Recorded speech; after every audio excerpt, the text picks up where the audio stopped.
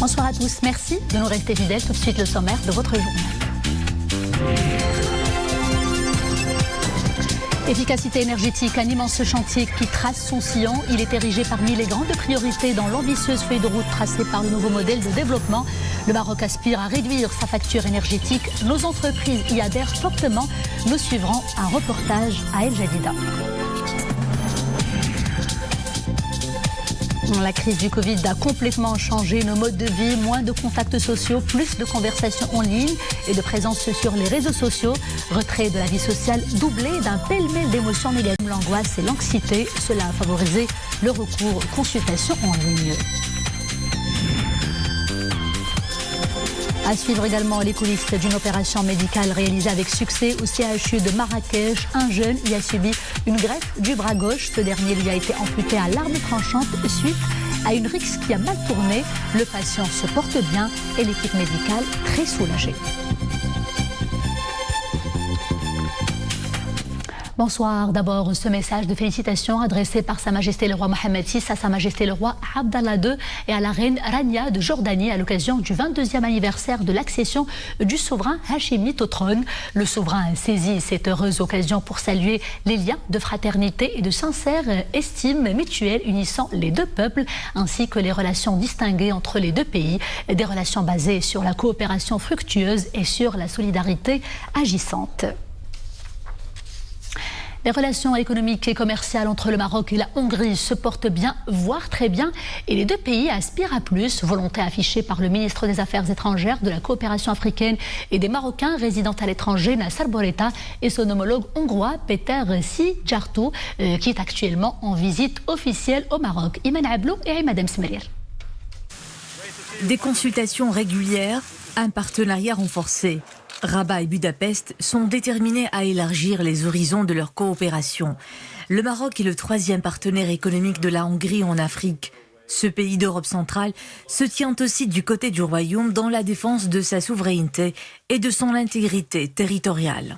Je tiens aussi à exprimer notre appréciation pour la position constructive de la Hongrie en ce qui concerne l'intégrité territoriale du Maroc. La Hongrie a toujours eu des positions claires sur cette question et des positions qui vont dans le sens d'une solution qui préserve l'intégrité territoriale et l'unité nationale du Maroc. Et pour élever le niveau de coopération économique et commerciale à la hauteur de la qualité des relations politiques, plusieurs accords sont ici conclus dans des secteurs prioritaires, de l'agro-industrie à l'intelligence artificielle, en passant par la santé et l'eau. Il y aura la tenue de la commission mixte maroco-hongroise avant la fin de l'année et qui sera jumelée avec la tenue d'un forum économique entre la CGEM et l'organisme du secteur privé hongrois pour une plus forte implication du secteur privé des deux pays dans le développement du partenariat. Un partenariat gagnant-gagnant. Rabat considère la Hongrie comme la plateforme centrale pour accéder au marché de l'Europe de l'Est et Budapest, de son côté, salue le rôle du Royaume comme partenaire de premier ordre pour l'Union européenne. La Hongrie salue le rôle déterminant et exemplaire du Maroc en matière de lutte contre l'immigration irrégulière et le terrorisme. Le Royaume demeure un partenaire stratégique de l'Union européenne. Et dans les 6 prochains mois, la 4e session de la Commission économique mixte est programmée à Budapest. Objectif, identifier les nouveaux domaines de coopération mutuellement bénéfiques. L'efficacité énergétique, l'une des grandes priorités du nouveau modèle de développement. L'enjeu est de taille, il s'agit de favoriser la compétitivité économique. Plusieurs entreprises nationales ont déjà pris le train des énergies renouvelables. L'alternative s'avère très prometteuse, surtout lorsqu'il est question de réduire la facture énergétique. À El Jadida, le reportage de Abdelrahman Zian, Zakaria Moqin Billah et Iman Ablou. Des panneaux solaires génèrent de l'électricité pour cette unité spécialisée dans la fabrication de produits de nettoyage. Pour ces activités, plus de 50% du budget sont consacrés à la facture d'électricité. C'est trop pour cette entreprise, d'où le choix des énergies renouvelables. Le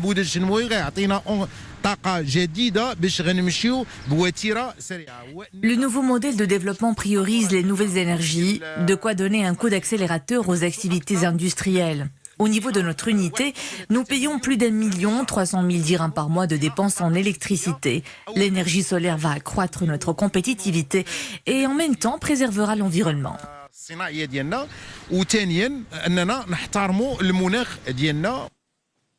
Une autre unité industrielle. Elle est spécialisée dans l'agroalimentaire. 2600 panneaux photovoltaïques sont exploités. Une véritable station solaire de nature à générer de l'énergie pour faire tourner l'usine et réduire les émissions de CO2. La puissance de cette station est d'1 mégawattheure. Elle permet de remplacer une partie de l'énergie électrique et réduire les coûts de la facture énergétique.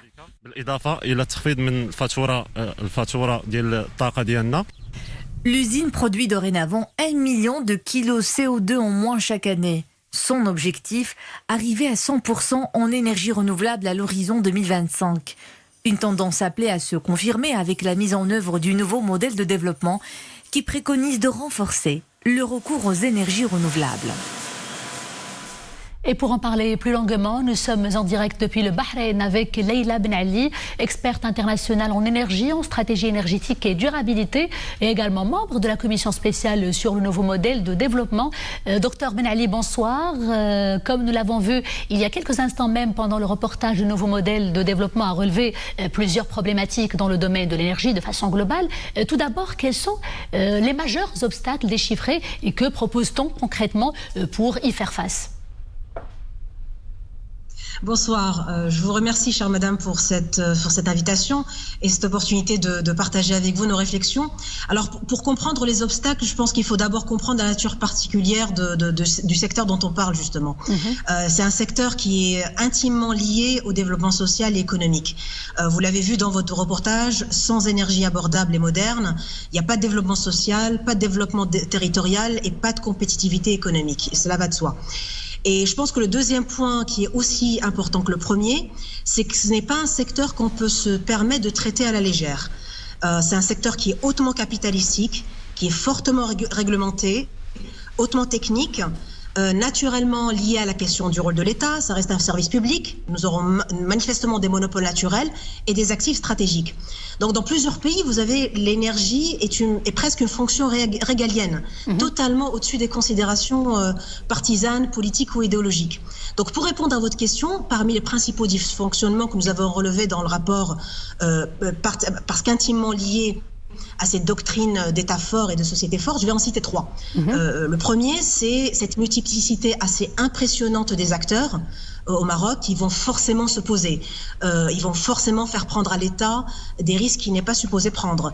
Le nombre d'organes de décision, de politique publique, de régulation impliqués dans le secteur énergétique marocain, aujourd'hui, est surdimensionné par rapport à la taille du marché.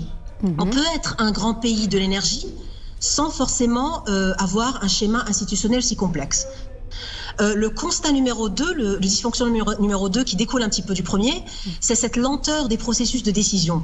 Le décalage et les retards répétitifs entre la conception du cadre législatif, par exemple, et dans l'histoire de l'énergie au Maroc, nous avons eu des législations qui ont resté assez avant-gardistes et la mise en œuvre effective, il peut se passer 4, 5, 6 ans. Les organes de régulation qui sont faibles et vous avez une sorte de paralysie par l'analyse où on fait des analyses pour contrer l'analyse du voisin.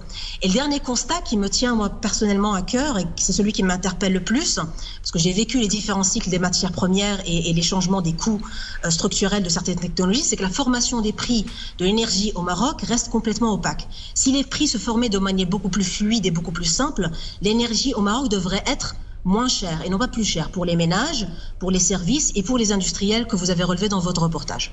Très bien, donc les constats en fait sont là, vous les avez relevés, vous les avez pointés du doigt. Que proposez-vous justement, que propose le nouveau modèle de développement pour y faire face? Vous avez évoqué le fait qu'il y ait plusieurs acteurs dans le secteur. Comment est-ce qu'on pourrait arriver à une certaine mutualisation, une synergie des efforts et aussi l'accélération des démarches que vous avez évoquées? En termes de solutions, Madame Ben Ali. Alors, en termes de solutions, il y a plusieurs solutions. Alors, on avait parlé ça dépend des thèmes, ça dépend des problèmes qu'on essaye de résoudre.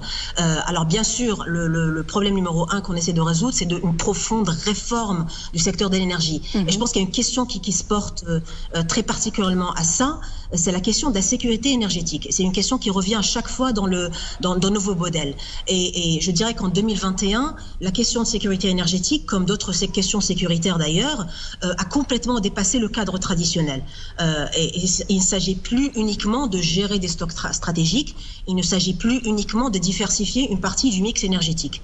Donc un premier outil, une solution à laquelle on a pensé, c'est tout simplement, ça consiste à multiplier les sources d'approvisionnement. C'est beaucoup plus facile à dire qu'à faire, je peux vous le dire. Si je prends l'exemple du gaz naturel au Maroc, si je veux faire très très court, je sais que nous n'avons pas beaucoup de temps, le choix implicite du Maroc sur le gaz a été la gestion par volume et par à-coût. On garde le marché intérieur en isolation, on introduit des tranches de volume pour quelques acheteurs. Le modèle actuel, on a principalement l'ONE qui est un acheteur principal et aucune concurrence sur les prix. On peut aussi décider une autre approche, un autre choix de gestion. On n'est plus un marché captif pour les pays voisins, pour les développeurs locaux. Et on introduit les molécules du marché d'où elles viennent. Et on permet la centralisation des achats gaz, la concurrence sur les prix, et l'industrie marocaine, dans ce cas, gagnera en compétitivité en arrivant à négocier son énergie à son juste prix, sans avoir à porter les investissements nécessaires pour se transformer en producteur.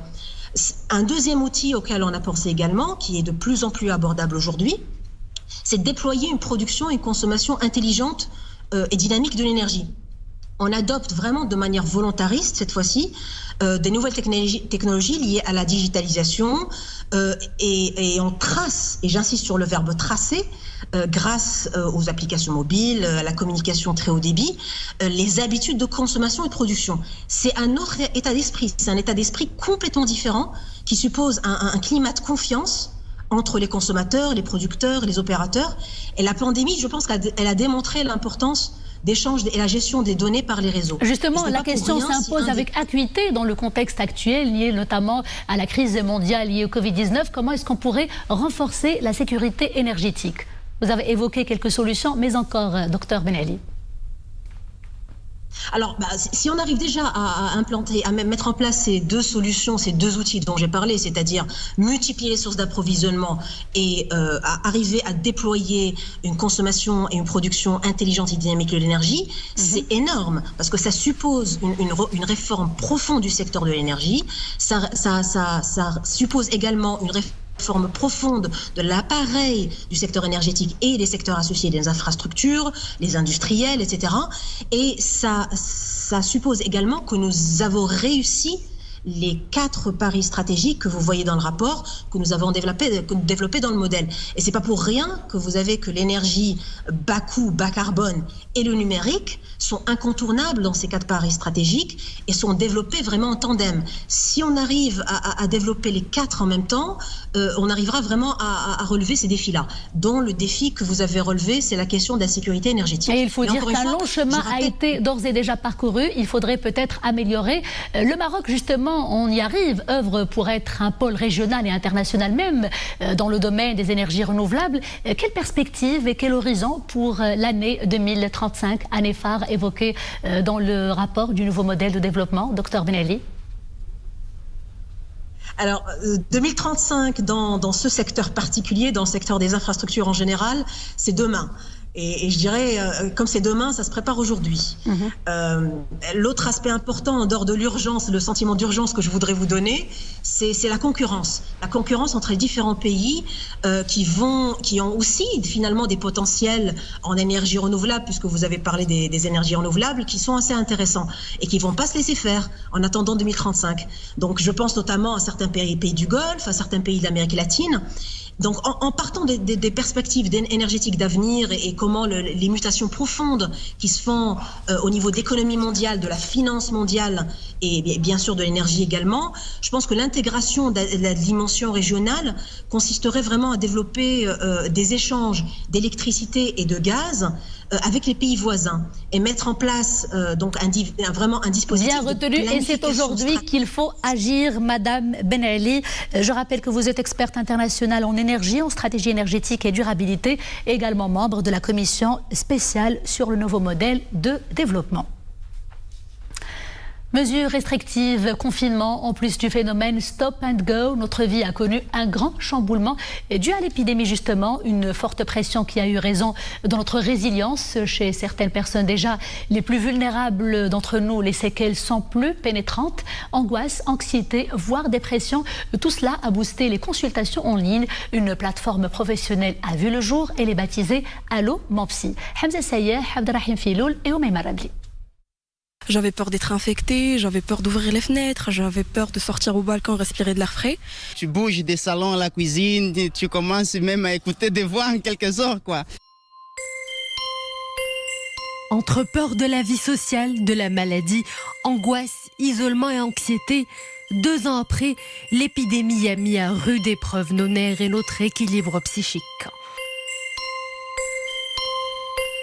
À part les effets économiques que tout le monde a senti émotionnellement, c'est-à-dire à niveau individuel, on a tous gardé des séquelles de ce confinement jusqu'à présent. Et maintenant, avec l'ouverture des restaurants, je me disais que je vais pouvoir y aller, mais alors que pas du tout.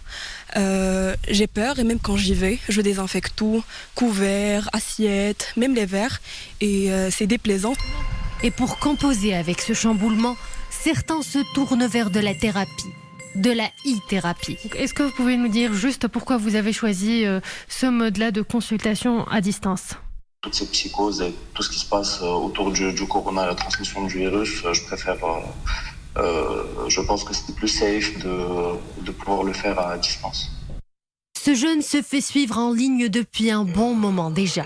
Des séances à distance à huis clos, mais auxquelles on a pu accéder avec l'accord du patient. J'ai ressenti une petite pression psychologique, donc j'ai eu ce besoin de devoir échanger, de parler à un spécialiste. Cette plateforme en ligne reçoit des dizaines de demandes par jour. Des personnes de toutes catégories et de tout âge. Les personnes qui viennent vers la plateforme sont des personnes qui ont besoin d'un accompagnement ou de prise en charge. C'est des personnes qui ont vécu une souffrance pendant cette pandémie avec toutes le changement et les difficultés qui sont venues avec. C'est des personnes qui ont aussi des responsabilités. Ils doivent soutenir leur famille et garder une stabilité dans leur quotidien. Aussi des personnes qui sont âgées et qui ont toujours des difficultés à utiliser la plateforme et tout ce qui est digital. Donc, quand une personne de telle nous contacte, c'est moi qui prends en charge pour l'accompagner. Voilà, vous faites entrer votre nom. Bien, si elle a des questions, est-ce que la consultation elle va se passer avec qui et comment ça se passe? Est-ce qu'il y a quelqu'un d'autre qui va nous entendre? Mon rôle, c'est de l'assurer que toutes les conditions respectent les codes déontologiques en psychologie. Dépression et anxiété, une épreuve pour notre santé psychique, voire mentale. Le recours aux médicaments peut être préconisé sous prescription d'un psychiatre.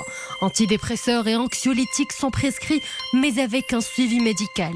Au Maroc, l'achat des psychotropes a connu une hausse substantielle depuis le début de la pandémie.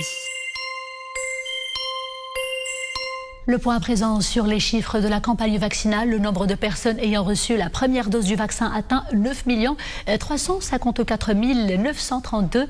Les personnes complètement vaccinées sont au nombre de 6 687 738 personnes. Pour ce qui est des principaux indicateurs épidémiologiques, 386 nouveaux cas d'infection recensés pendant ces dernières 24 heures et 298 nouvelles guérisons et 3 nouveaux décès. Les cas actifs s'élèvent à 3241, alors que les cas sévères ou critiques ont atteint 203, dont 9 personnes qui sont intubées et 88 personnes qui sont sous ventilation non invasive. Coup de projecteur à présent sur cette opération médicale réussie avec brio par une équipe 100% marocaine. Il s'agit de l'implantation d'un bras à un jeune au CHU Ibn Tofayl de Marrakech. Le patient s'était en fait amputer le bras gauche suite à une rixe qui a mal tourné. Amina Allam, Moulia Marouche et Nisri El-Hamdaoui. Cela fait une semaine que Rachid est sous surveillance médicale. Il vient de subir une greffe de bras à l'hôpital Ibn Tofayl de Marrakech. Ce jeune de Chichaoua est soulagé. Il va enfin pouvoir retrouver l'usage de son bras gauche, amputé à l'arme tranchante suite à une dispute. Quelques jours après l'opération, sa voix tremble d'émotion.